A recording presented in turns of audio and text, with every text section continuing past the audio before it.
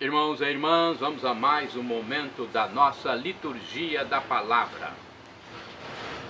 É a liturgia veiculada nas celebrações da Igreja Católica Apostólica Romana no mundo inteiro. Eu transmito aqui sempre de forma antecipada para colaborar com os meus amigos presidentes de celebrações e também com o mundo secular, para que haja conversão e salvação para a vida eterna. Você segue meus endereços telemáticos. É só digitar no campo de busca Paulo Roberto Maciel 7919, você vai ao meu YouTube, blog, Instagram, Facebook. Neste vídeo, a liturgia da Igreja Católica do dia 10 de fevereiro de 2024, sábado, dia de Santa Escolástica Virgem, dentro da quinta semana do tempo comum.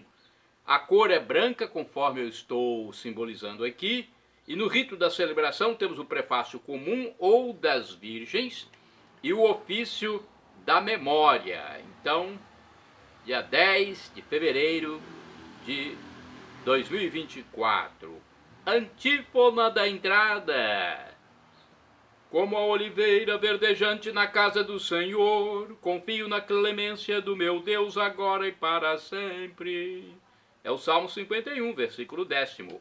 Coleta. Rezemos. Coloque suas intenções, reze pelos seus familiares que se foram, pelos que estão aqui para que mantenham a fé.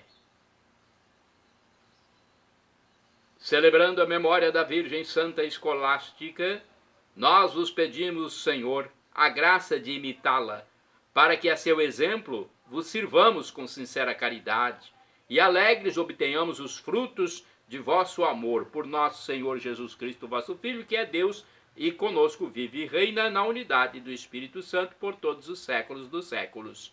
Assim seja. Primeira leitura. Leitura do primeiro livro dos Reis, capítulo 12, versículos do 26 ao 32. Capítulo 13, versículos do 33 ao 34.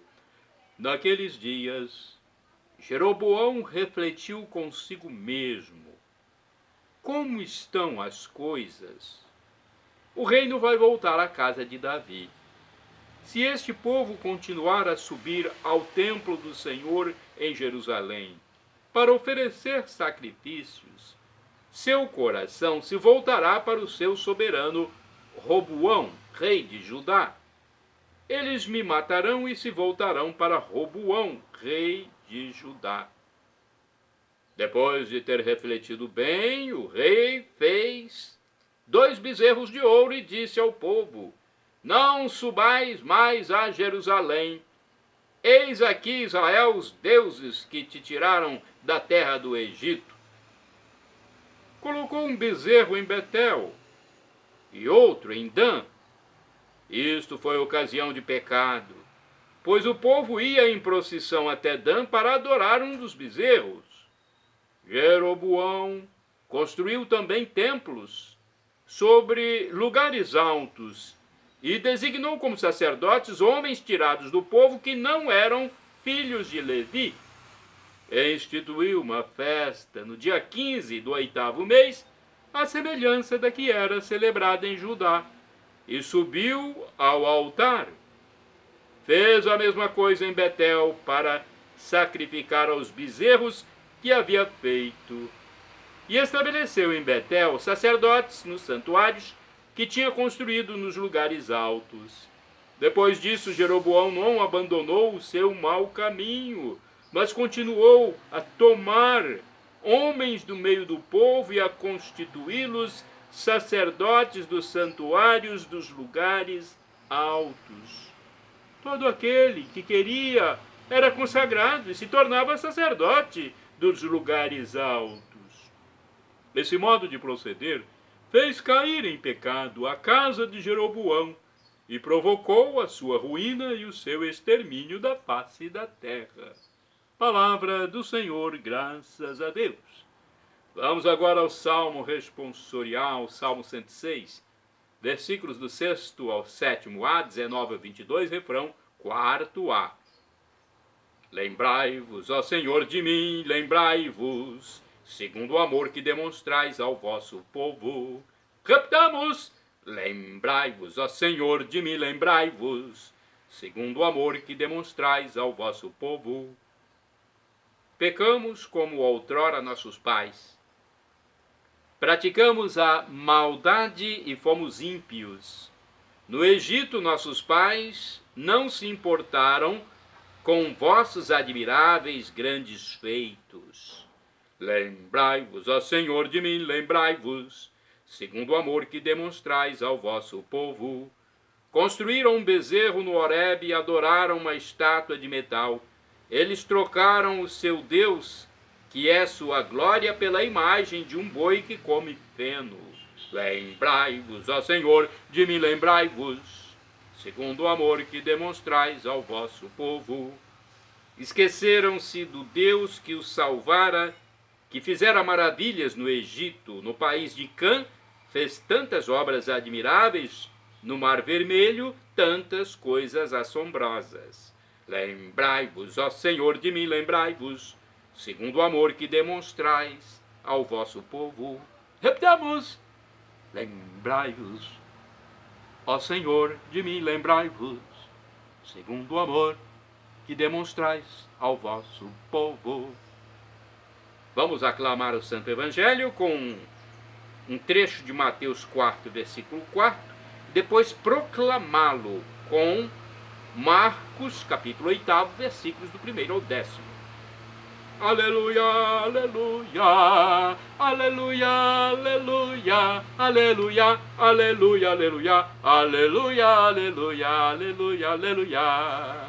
O homem não vive somente do pão, mas de toda a palavra da boca de Deus, de toda a palavra da boca de Deus. Aleluia, aleluia, aleluia, aleluia, aleluia, aleluia, aleluia, aleluia, aleluia, aleluia, aleluia. O Senhor esteja convosco, Ele está no meio de nós. Proclamação do Evangelho de Jesus Cristo segundo São Marcos. Glória a vós, Senhor. Pelo sinal da Santa Cruz, livra-nos Deus nosso Senhor dos nossos inimigos. Naqueles dias havia de novo uma grande multidão e não tinha o que comer. Jesus chamou os discípulos e disse: tenho compaixão dessa multidão, porque já faz 3 dias que está comigo e não tem nada para comer. Se eu os mandar para casa sem comer, vão desmaiar pelo caminho, porque muitos deles vieram de longe. Os discípulos disseram: onde encontrar pão num deserto? Jesus perguntou-lhes: quantos pães tendes? Eles responderam: 7. Jesus mandou que a multidão se sentasse no chão. Depois pegou os 7 pães e deu graças, partiu-os e ia dando aos seus discípulos para que o distribuíssem. E eles os distribuíram ao povo. Tinham também alguns peixinhos. Depois de pronunciar a bênção sobre eles, mandou que distribuíssem também. Comeram e ficaram satisfeitos e recolheram 7 cestos com os pedaços que sobraram. Eram 4.000, mais ou menos. E Jesus os despediu. Subindo logo na barca com seus discípulos, Jesus foi para a região de Dalmanuta.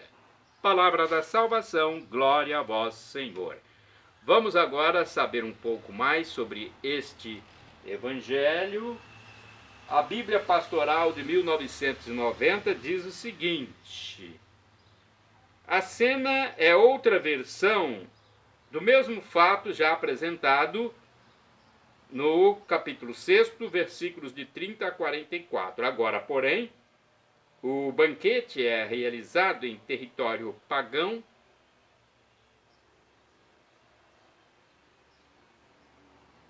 O convite para formar nova sociedade é dirigido a todos, não apenas a um grupo ou povo de privilegiados.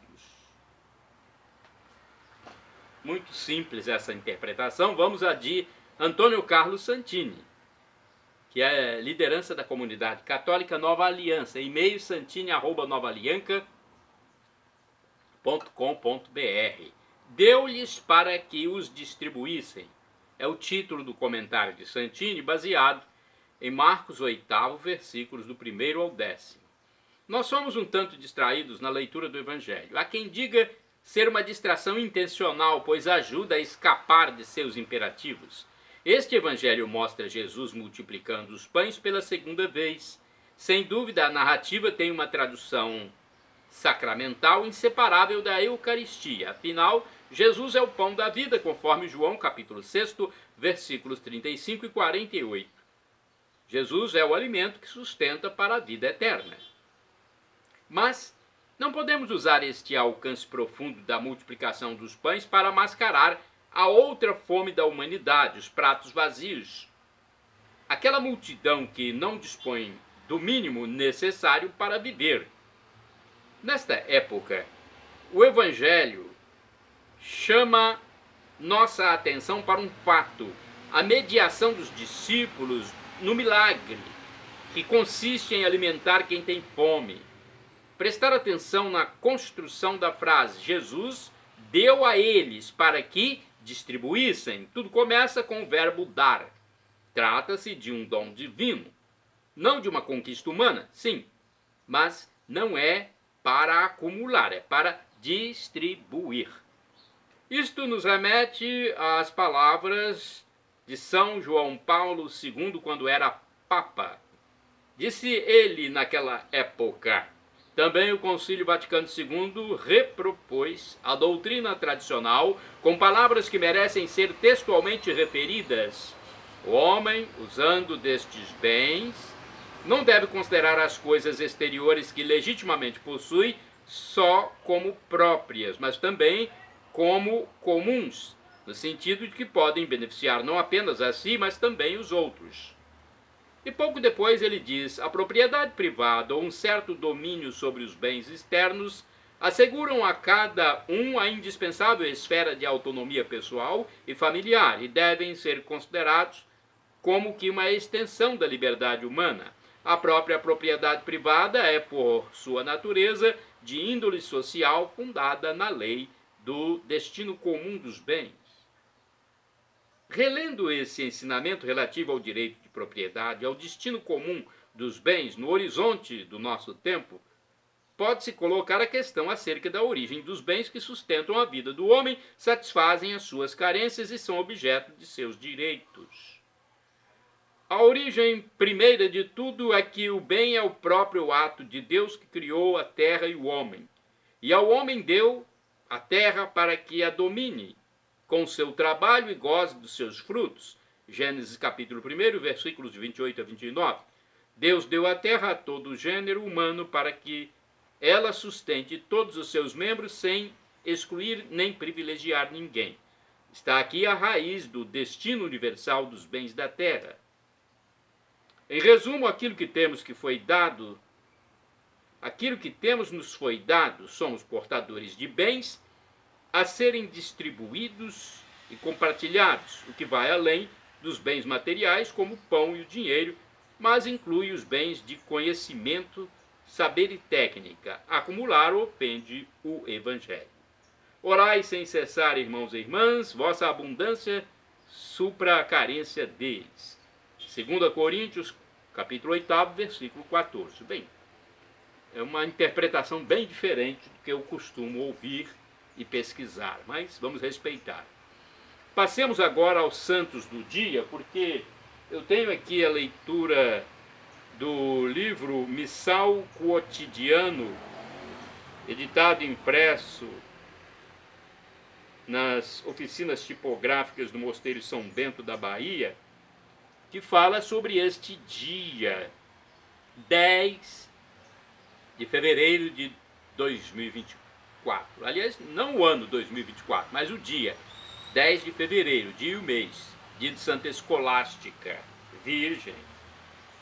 Nesse livro, então, antigo, diz o seguinte: perto de Monte Cassino está esta irmã de São Bento, patriarca dos monges, dirigiu um mosteiro de religiosas que seguiam a mesma regra de São Bento.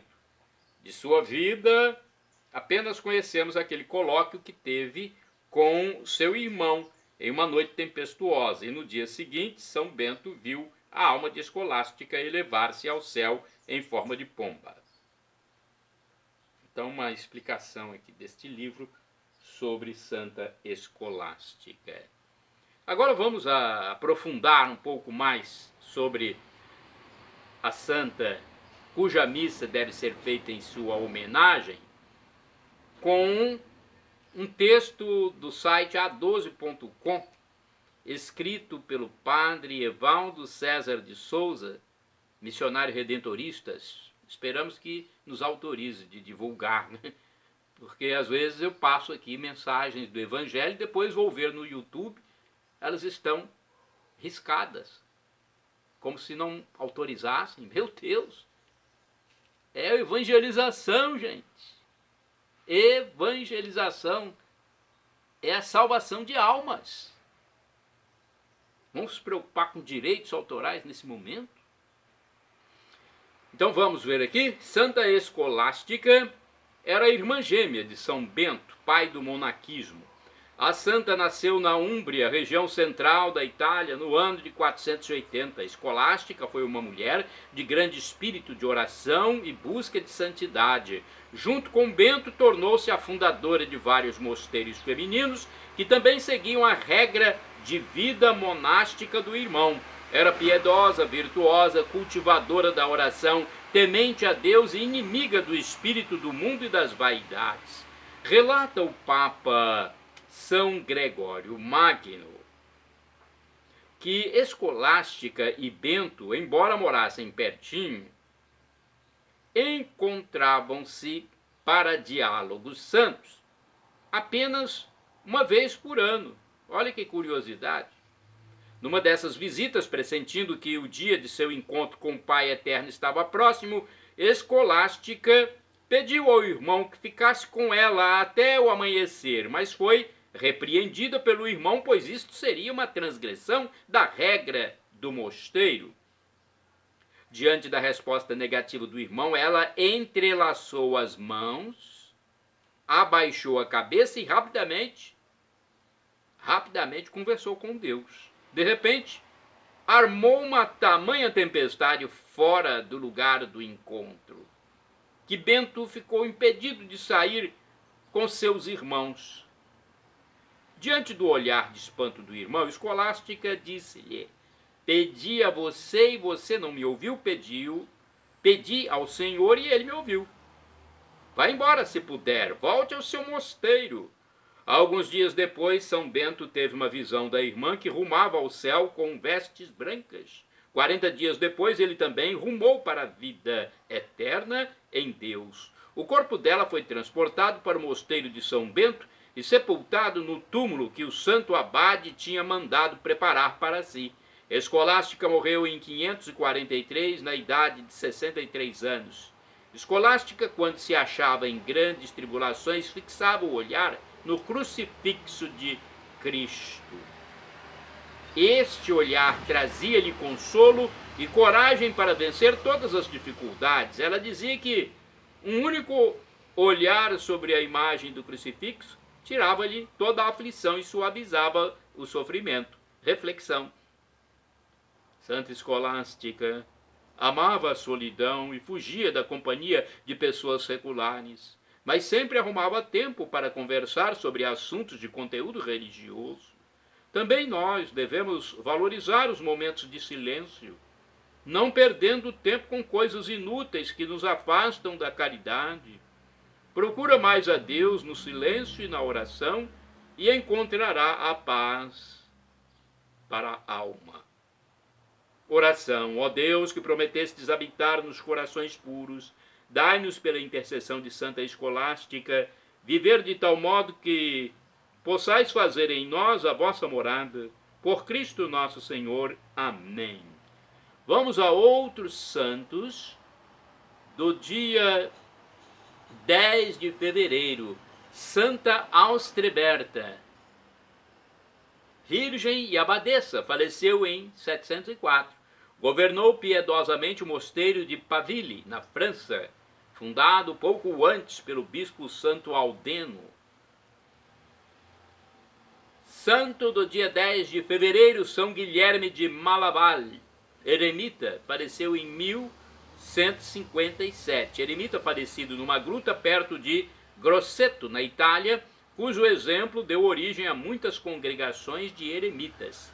Santa do dia 10 de fevereiro, Santa Clara de Rimini, viúva, faleceu em 1326.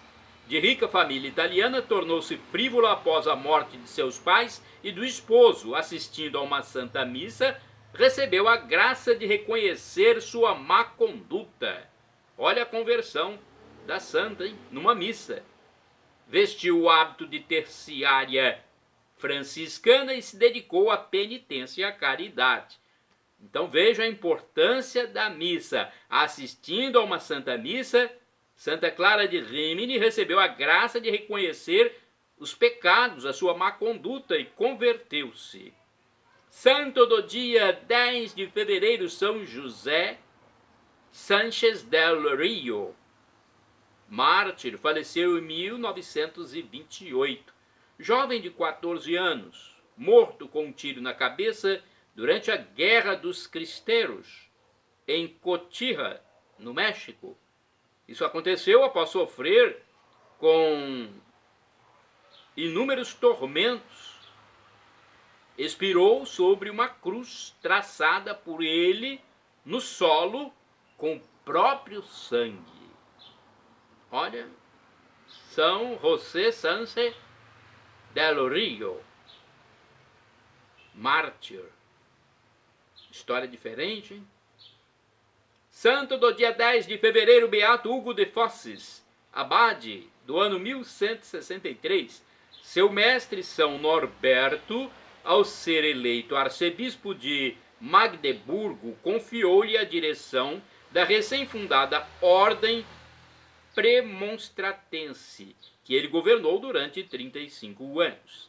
Santa do dia 10 de fevereiro, Beata Eusébia Palomino Ienes, virgem, faleceu em 1935. Filha de pobres camponeses espanhóis, trabalhou em diversas casas de família até ingressar na congregação das Filhas de Maria Auxiliadora.